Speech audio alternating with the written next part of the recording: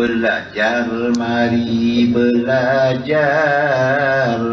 Berguru janganlah jemu, tuntut ilmu hendaklah sabar, kemudian selagi mampu.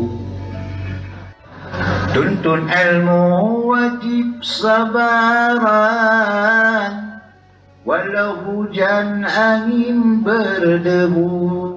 Tuntut ilmu wajib sabaran, walau hujan angin berdebu.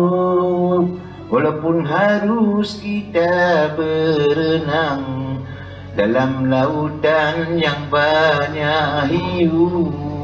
Demikian hadis junjungan, kewajiban menuntut ilmu, mulai dari dalam ayunan hingga ke liang di dalam kubur.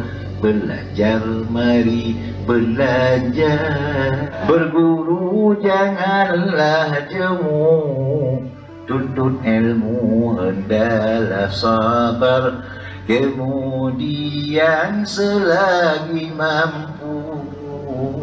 Rasulullah pernah sabdakan, umat Islam wajib berilmu, walaupun jauh di negeri orang, negeri Kelantan, Cina dan Hindu.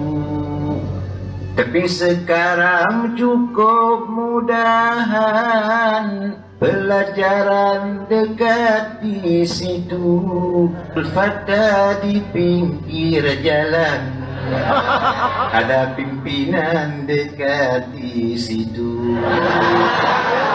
Belajar, mari belajar.